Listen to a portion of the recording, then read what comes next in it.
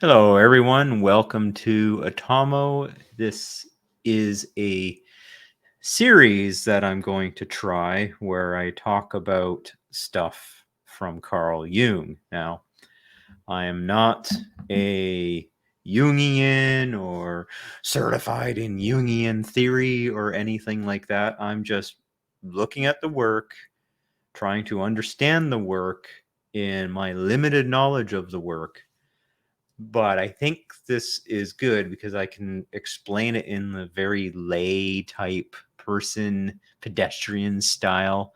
So if you don't want high level theoretical words and stuff being bounced around, I'm not going to do that. I'm just going to explain things and then run this as a conversation for ourselves. If there's anything that comes up, like write it in the comments below on what you think it is, or if you think I'm off base, or like, oh yeah, that was really interesting. Let's let's discuss that further.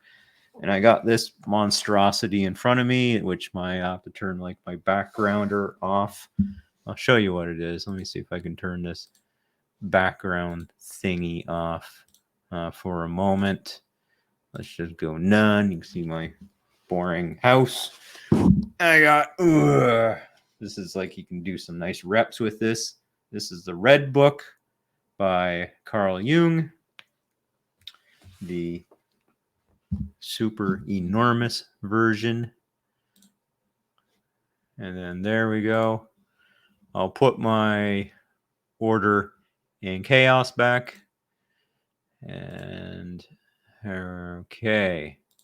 So what we're going to do is start with when we start off in the conversation that Jung provides for us, we're in the section of what he calls the way of what is to come. He has two concepts here. There is one concept which is called the spirit of this time, spirit of the time, and another one called the spirit of the depths. So he has this interplay between the two. And if you listen to a lot of, just say, Jordan Peterson's work, but even not just his work, other work where you have the light and darkness, the order and chaos. Jordan Peterson uses order and chaos because a lot of the stuff he does is based on the work of Jung. And Jung has this interplay between the opposites. So the spirit of the time is things like it's the current culture, things where we provide judgment, accomplishment. It tends to be the orderness of things. So as a culture, well, it kind of get a little clarity between cultures and systems. Order is where we attempt to put systems around things so that we can understand them. And that's more of the spirit of the times, is we're trying to understand things, but we only understand things to just the limit of information that we have at this place, this time. If you look back and think of medicine, for example, back when you're, instead of the anesthetics, you get alcohol and tried to knock you out with alcohol in order to do an operation. But now, it can knock you out with a completely different set of medicine. That's a lot of accomplishment. The times of the past are not necessarily the times of today. But on the other side, the spirit of the depths is what actually is. Let's think of that as, what is the universe? Well, the universe has all its, well, to us, it may seem as secrets, but there's a reality there that it is just, it can be understood should we get our level of thinking in the times up to where the depth already is. So the depth is while the times is judgmental, the depths is not judgmental, because the depths is essentially, it's the truth. We have a difficult time understanding and knowing that truth. And that's a bit of the culture war that's happening right now, what we'll get into. So the depths is unchanging. It is the truth. And in the Jungian terms, you have the one piece On the times side is the ego. And the ego is the part of us that we want to present into the world. And your ego may be different from your actual self. And some people talk about putting on a mask, and that mask is really not the true person. It's just kind of like this automata that walks around, but it's not integrated completely with the self. And that's in more of the other elements of Jung, where you do have that integration, where you got a tight integration between the ego and self. And the people who show up like that seem to be like really authentic. Um, so let me jump into a bit here, and I'll just read a little bit from this book just to give us some flavor. Now, he talks at, and here's a quote now: "The spirit of the depths took my understanding and all my knowledge and placed them at the service of the inexplicable and the paradoxical. He robbed me of speech and writing for everything that was not in his service, namely the melting together of sense and nonsense, which produces the supreme meaning." The melting together of sense in nonsense, which gives the supreme meaning. And when I was thinking about that, my mind went back to our poets, our jesters, comedians. And you can see when you have this sense and nonsense, like look at it, memes, for example, that we have running around today. You can tell that there's this tug of war between the spirit of the times and the depths by the types of memes that come up. So, for example, you might have a politician that will state something, and we all can look at ourselves and say, no. And we may start to meme that. So, from in that particular system, you may look at the spirit of the times, which is that politician trying to bring something forward, but then there's enough, just a baseline capacity of the populace that we know that it's just a crock. And so that's where the memes start to come up. And what, even though you might say, well, is that memeing really the depths? And that's where some might say the court of public opinion is providing a sense of what the depths actually are and what they're trying to say. And while I was saying before that the depths is supposedly the unchanging and the truth, there is a kind of truth, especially when we want to understand, like, how does the universe work? There's a certain truth to that, but a lot of it's beyond our knowledge, like what strange matter, how much strange matter, dark matter is in the universe versus matter that we can actually see and interact with. But even in politics, or if I take this kind of out of the physical, a bit into the metaphysical, then you might say from a postmodern standpoint, well, there are ultimately many, many truths. Well, what you might find is that once a particular culture has been established, it can set itself up as the spirit of the depths. Lot because there are particular archetypes that come into play. And if we go against those essential archetypes, then things start to fall apart. So you talk about, like, okay, so what do I mean by archetypes? So if you think about the hero's journey, we have something that we're really struggling with, and we go through the work of having that challenge. We rise to the challenge. We learn about ourselves during that struggle to the challenge. And now it's like, oh, okay, I have that, the chalice is given to me. The great water I can drink from is there. That knowledge now bubbles forth, to which I can imbue myself in. And it's like, okay, I'm grown a bit. Now I can face more challenges for the next journey. Is a type of archetype. Someone to come around and say, okay, well, no, that's all just hogwash. It doesn't exist. You shouldn't do that type of thing. That's kind of tyrannical, and that's part of in this channel I talk about with these things that are coming up in the times is one of the things that we see is trying to knock down that sense of us working through those things that we struggle with, because life is a struggle. What we're struggling with is we don't know the depth of the depths. And so we have to carry enough responsibility to understand that. And that's a bit of what Jung gets into, is that there is an actual ideal. And he talks through that ideal as that supreme understanding.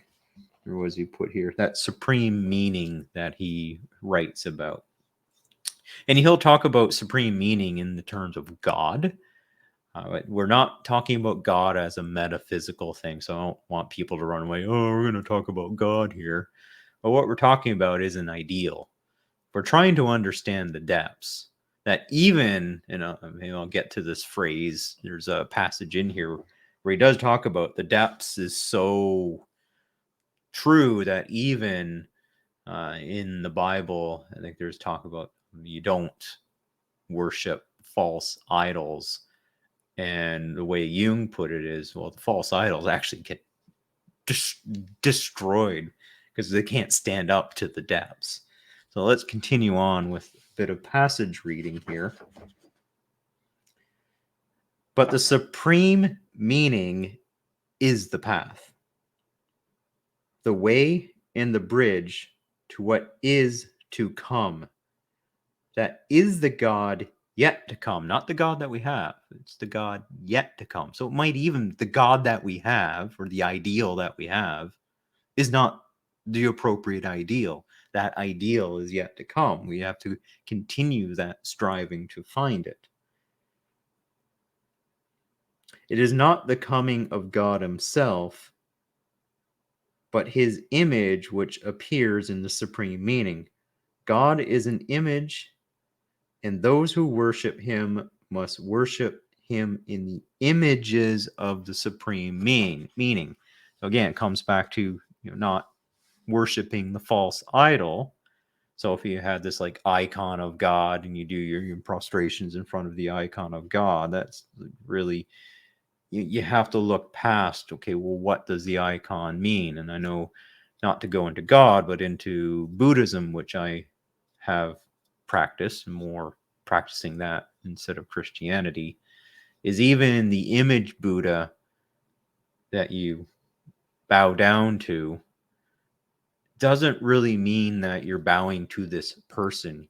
You're prostrating yourself against an ideal, against a way of kind of getting rid of the crud that's in your head that your ego might be swimming around in, that's keeping you out of the depths.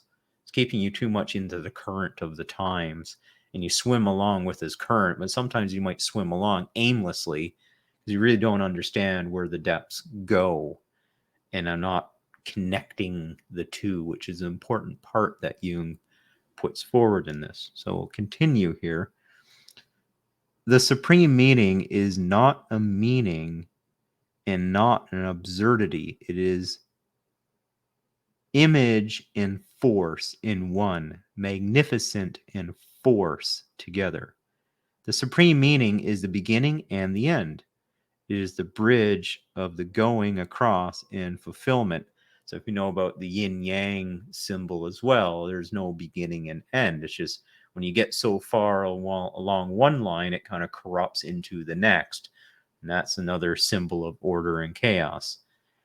And so once the pendulum swings so far one way, and it in that spirit of the times pulls so far away from the depths that all of a sudden, because the depths is in us in a sense of reality, it will almost like a rubber band pull back on how far away we are going from the system.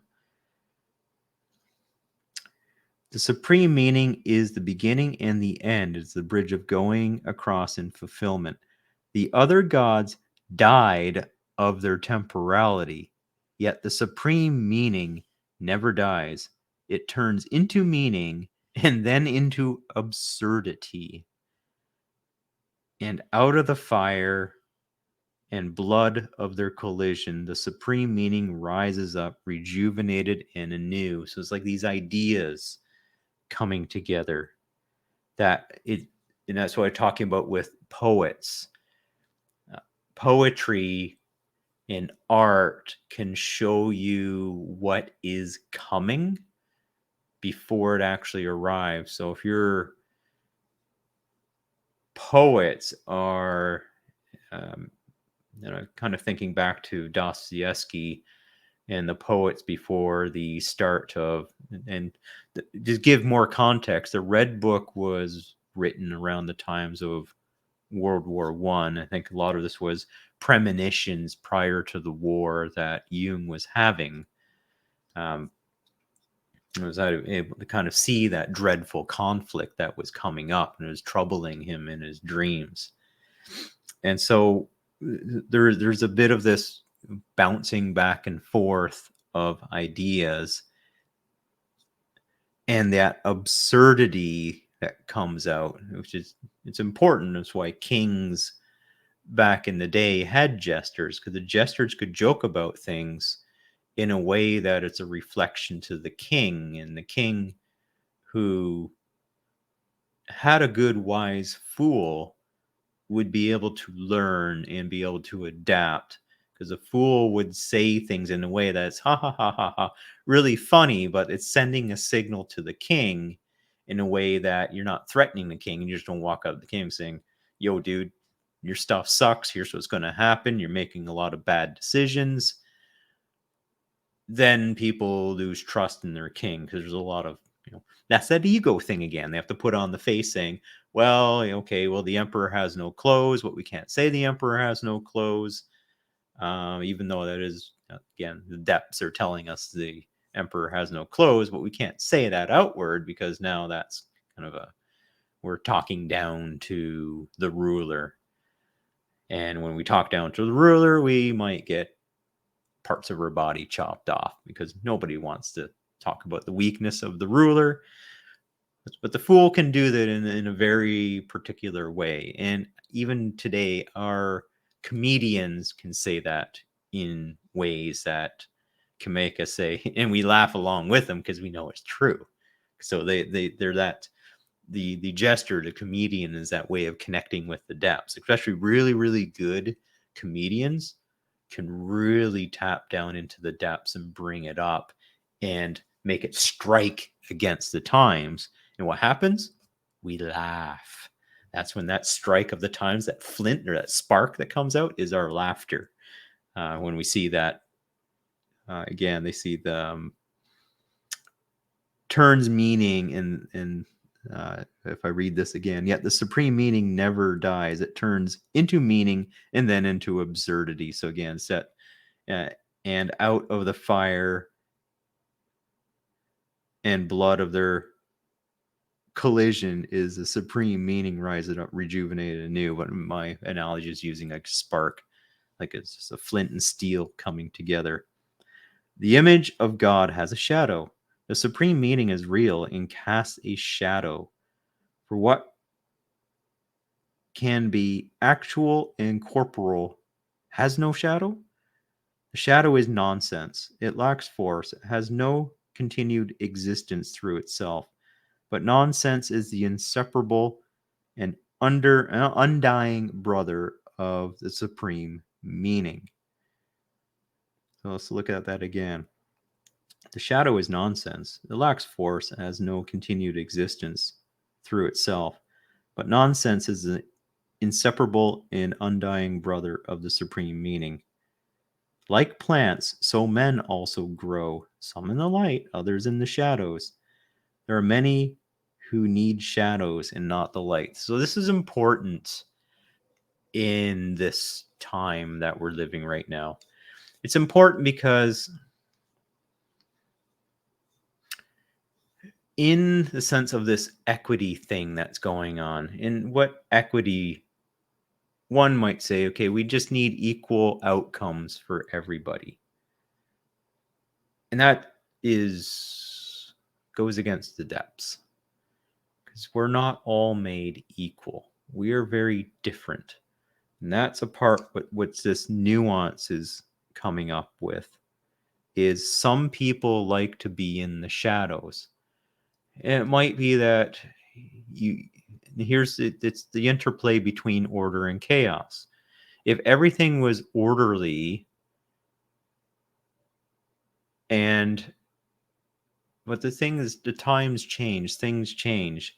But if we try to maintain an order through this, as things are changing, and we hold on very tightly, this is where the tradition, you get things like, call out the patriarchy or other things. What it means is there's a kind of a calcification of the way that we do things. And if there is complete equity, we get that calcification. I say, "Whoa, equity! Yeah, we need to have all this equity." Yeah, you're going to calcify stuff, because the system is then going to stagnate and stop. The best way to have ultimate equity is if we were all like in Star Trek, the Borg. There's no individuality. For us to have true equity, true outcome, equity of outcome for everybody, we would basically have to be like a hive mind species. You have to think of us as just a bunch of ants. That means, well, then what happens? Well, then we have a queen or a king that rule us all. Oh, interesting. And if we talk in this channel, we talk about, well, if we have these governmental entities that are global and we have to do what they say, if we are like ants and we follow their orders, couldn't that be a neat thing of what they want for that to happen? Well, let's not get into conspiracies here or anything, but if you think about it, is how might I be able to control a society? Well, I can control that society by having them prostrate themselves into this equity line. You have to you have to do these things in order to be a friend of our equitable element. We even have ESGs, environmental, social, and governance. We have to follow these ESG scores. And the S, social part of it, well, then you have elements within your business that have to follow some of these, now getting to the point of absurd equity protocols. If you're a particular skin color, you might get more jail time than another skin color. And you're seeing a lot of this coming up. So what might happen because of this? Let's see if there's any more clues. The image of God, so back to the quoting of Jung here, the image of God throws a shadow that is just as great as itself. The supreme meaning is great and small. It is wide as the space of the starry heaven and narrow as a cell living in the body. Yes, the supreme meaning is just all around. It's everywhere.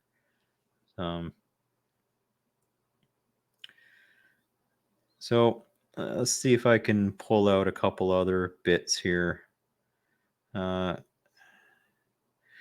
like this part here. The supreme meaning, this image of God, this melting together of the hot and the cold, that is you and only you. But the spirit of the depth spoke to me. You are an image of the unending world. All the last mysteries of becoming and passing away live in you. If you did not possess this, how could you know?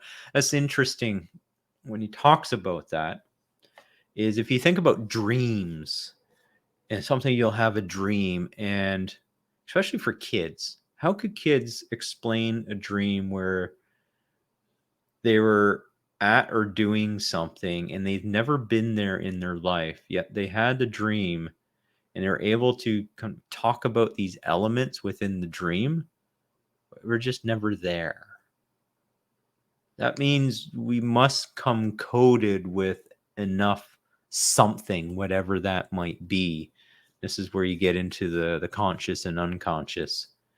That maybe we're booted with an operating system that has enough elements that we can sometimes drop down and get them, even regardless of that we didn't have the experience.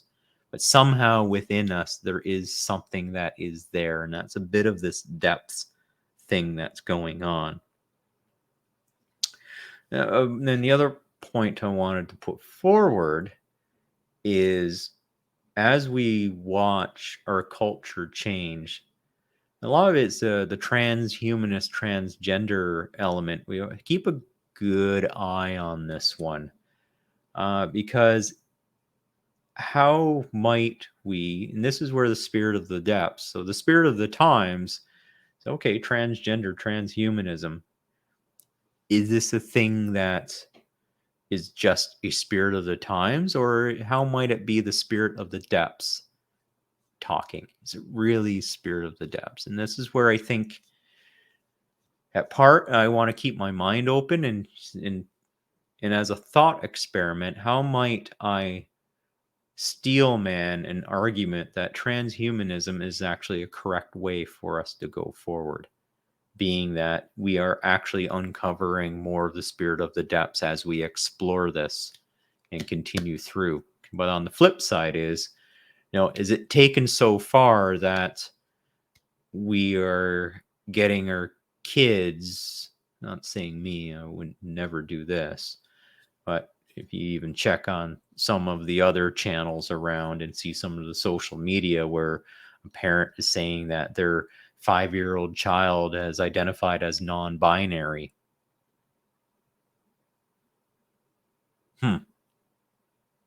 5-year-old child identifying as non-binary, and you haven't even gone through any sort of puberty or haven't even reached that stage, like the messianic stage of the Piaget development, where they're actually questioning that sort of thing. So it's almost like there's potentially, allegedly, some indoctrination going on for that to occur. And of course, you get some parents that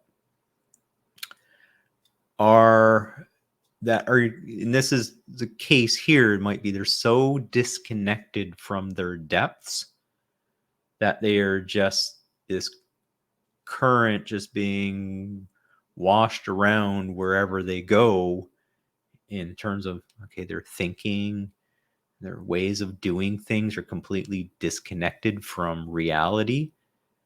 Like even like the shallowest part of the depths they're not even in.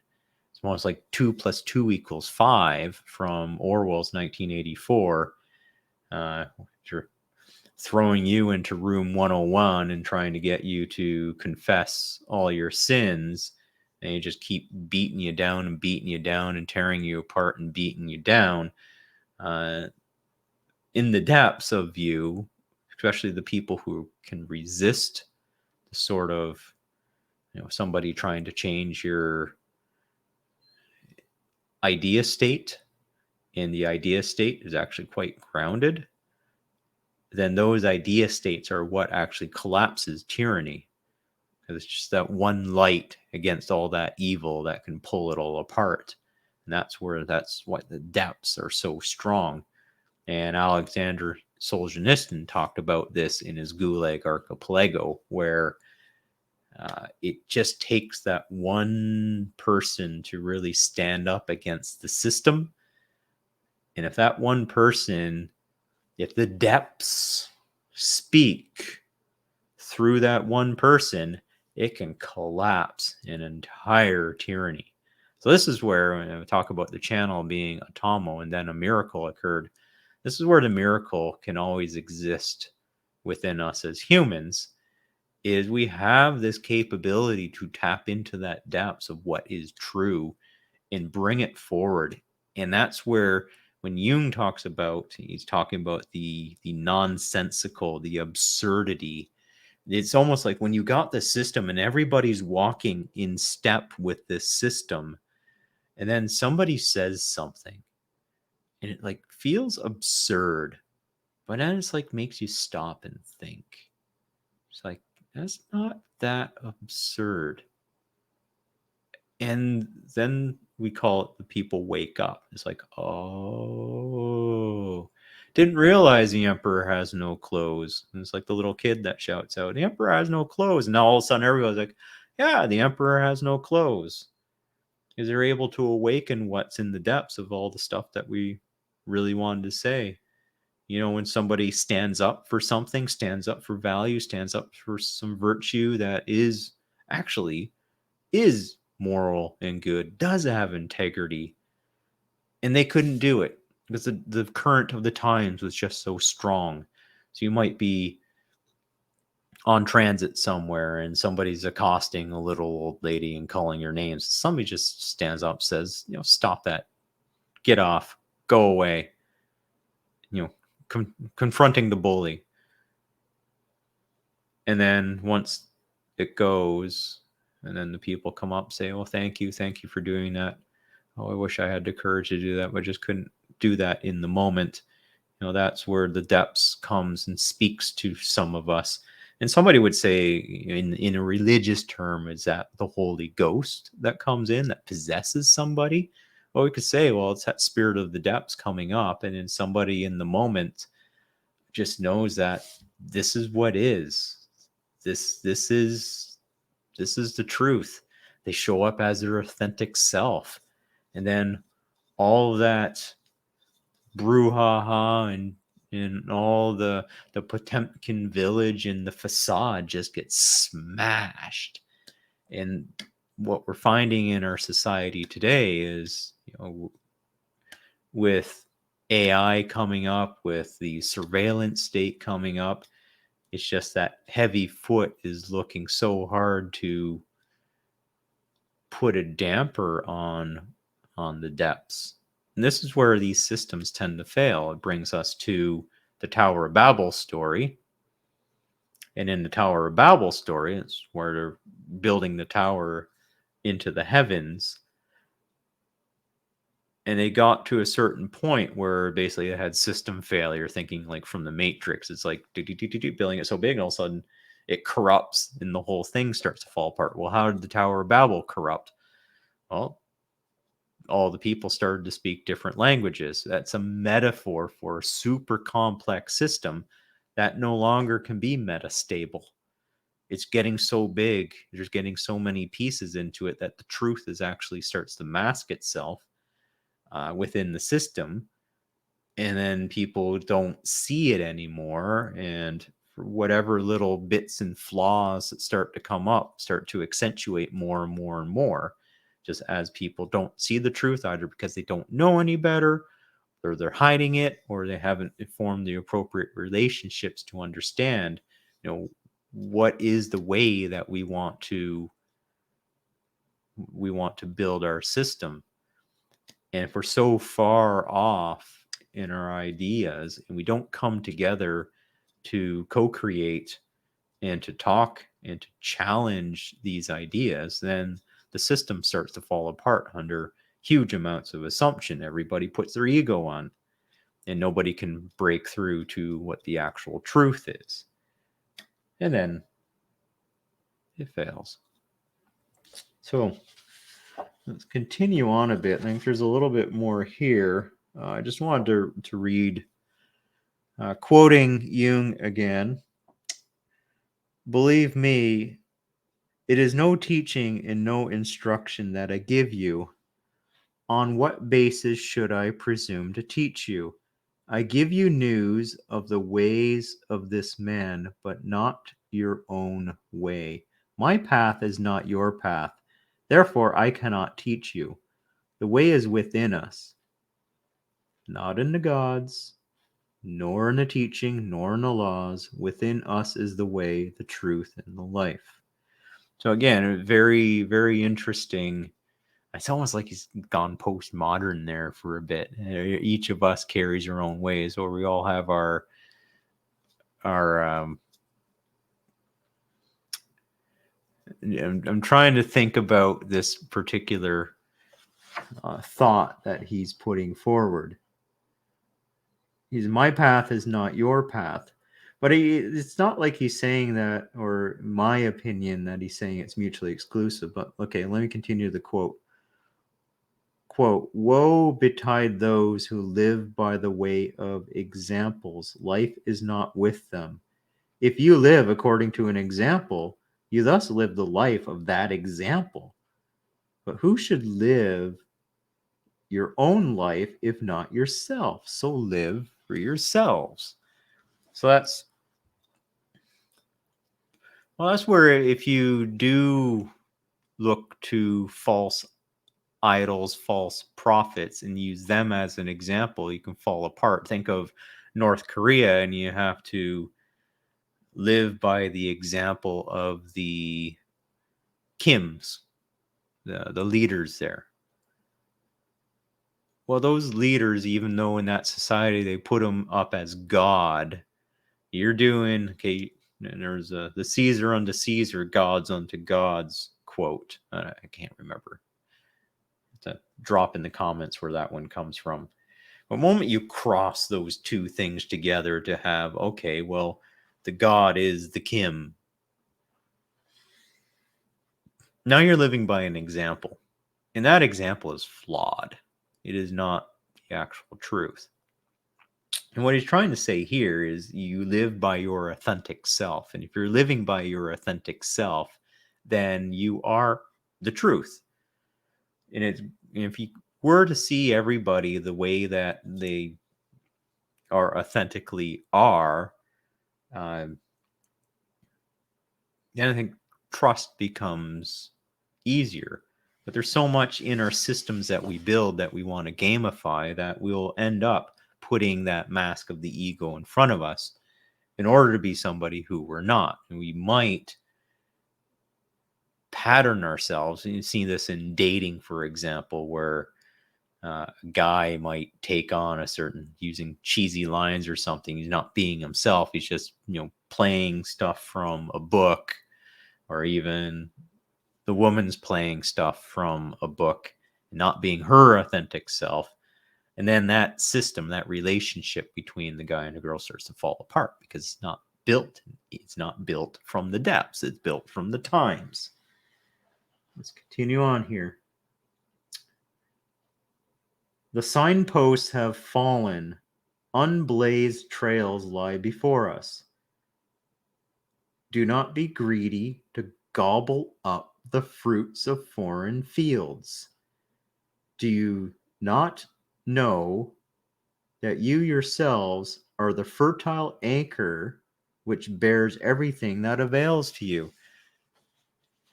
Be yourself. Again, it's another way of him saying, be yourself. You got the capability within you. You don't need to go to somebody else and live your life through somebody else. So there's a talk of responsibility here to grow the fields within yourself, which is kind of what he's getting at here. Not like, well, I'm going to go and rely on other people to kind of carry me through. Again, that's, you're going to be linking up with the times. You're going to be following that current, and that current may not be where you want to go. So if you're running a regret minimization framework, which is just a very what's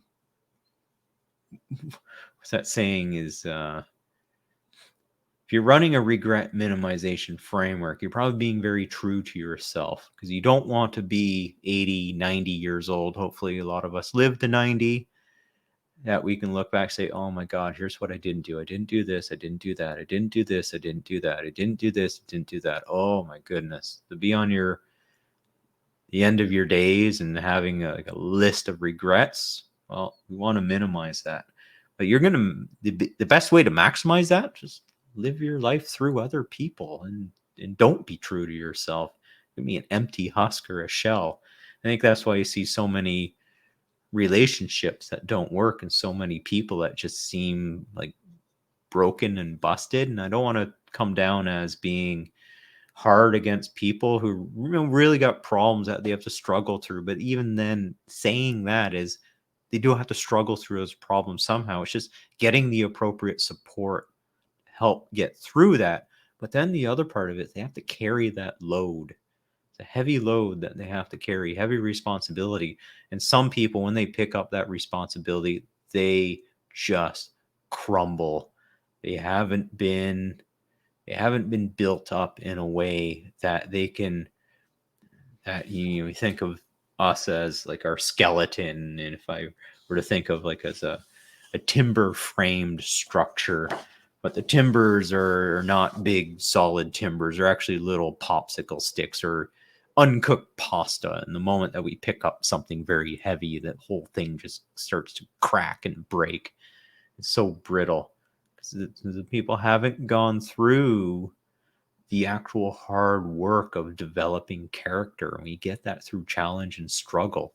So you get, even in the culture now, is, yeah, okay, give me my $5 million in reparations for what? Something else that happened in the past, and you didn't make good choices now. So you have to go back and lambaste somebody else or take stuff from others. Because if you get, if you get paid reparations, that has to come from somebody else. Somebody else had to have made that contribution, and you're taking that contribution without doing any of the actual work. Say, I've been wronged. Oh my God. My ancestors were pulled into slavery, and this has been just the undoing of me through, how long has slavery been in North America? I'm talking from a North American context. Mid 1800s. So now that's a lot of time for a lot of bad choices to come into play. And even if you look at, on the other side, you have other people in my lineage that actually fought against it.